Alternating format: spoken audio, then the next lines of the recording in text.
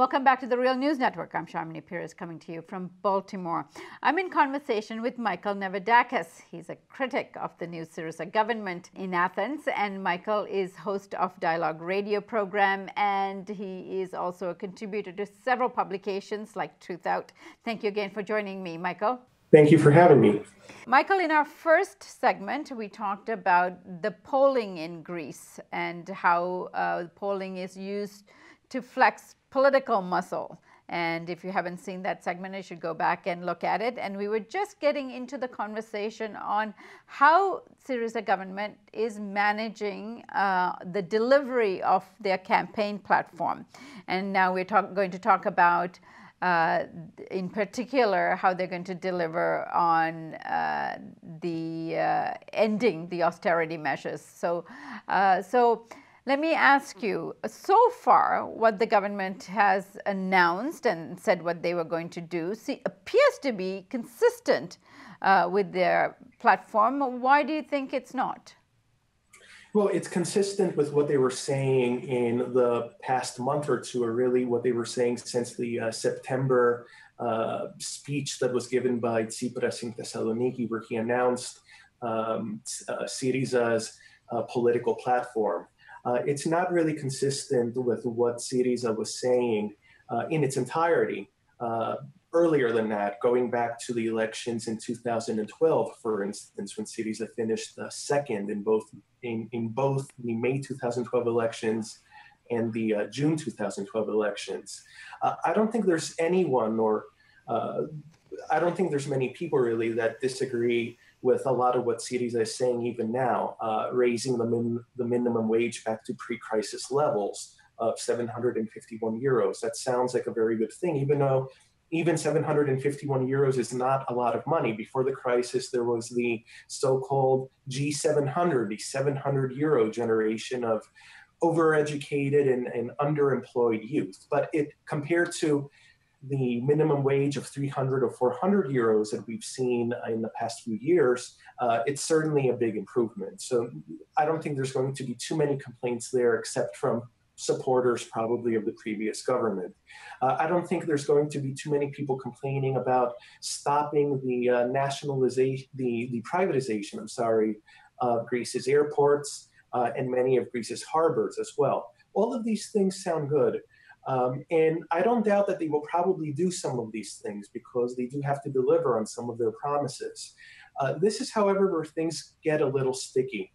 SYRIZA is saying that it will be able to pay for all of these things through a combination of factors. They said, for instance, rather vaguely, that they are going to attract private investors. They said that they will go after tax evaders in Greece. And all of that sounds good, and I don't think anyone says that they shouldn't do that. But every government that has been elected in Greece for the past 20, 30 years has said that they will attract investment and go after tax evaders, and no one has actually had the political will to do so. And it's not certain yet, we will have to see about this, if SYRIZA will have the political will to do so. And even if they do, we will have to see exactly what sort of revenue they can raise from going after tax evaders, many of whom have their money in Switzerland or in other tax havens overseas. So SYRIZA has also said that they will do certain very specific cuts. For instance,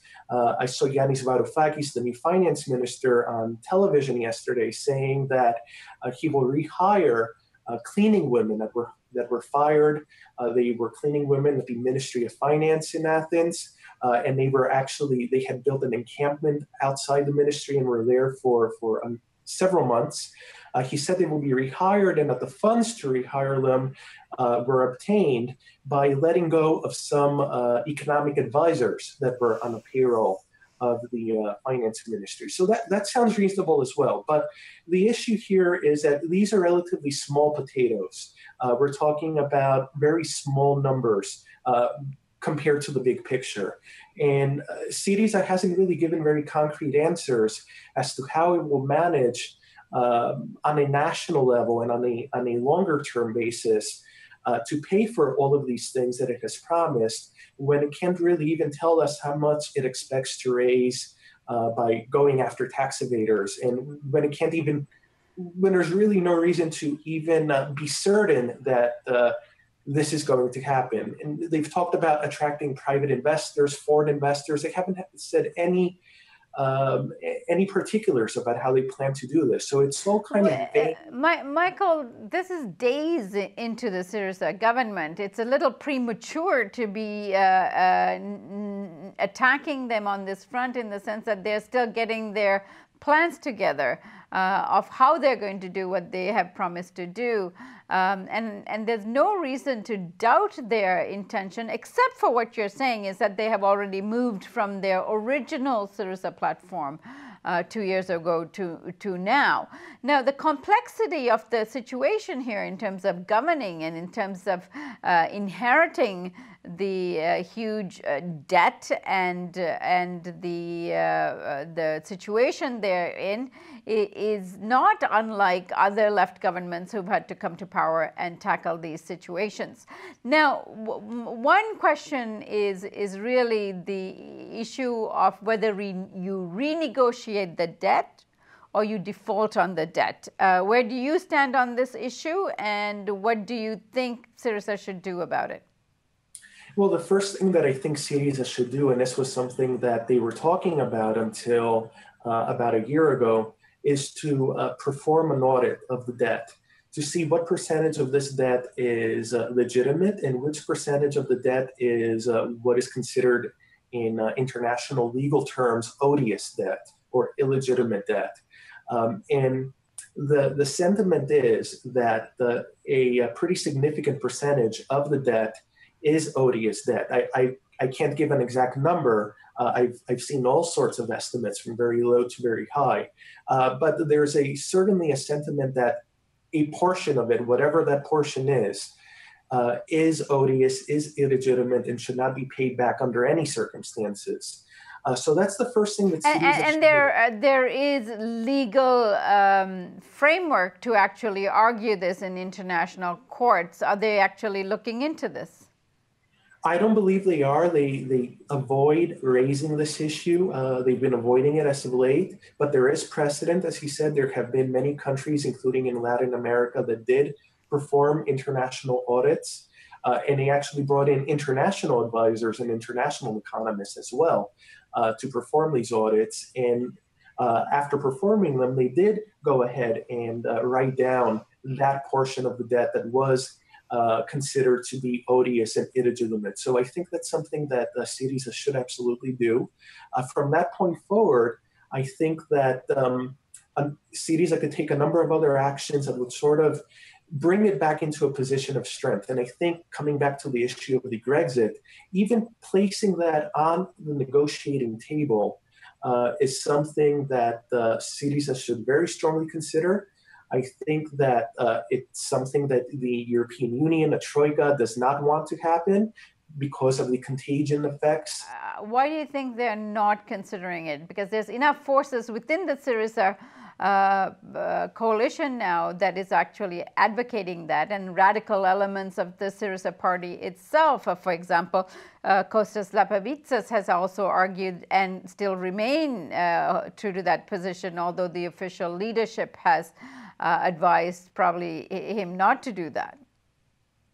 I'm really not certain what the reason is for them backing off and sort of being so adamant about it, like Varoufakis, for instance. I'm not really sure why. It could be pressure from various actors, from European actors. It could be pressure from banks, from investors. It could just be a lack of political courage. Or it could be an option of last resort. It could be an option of last resort, yes.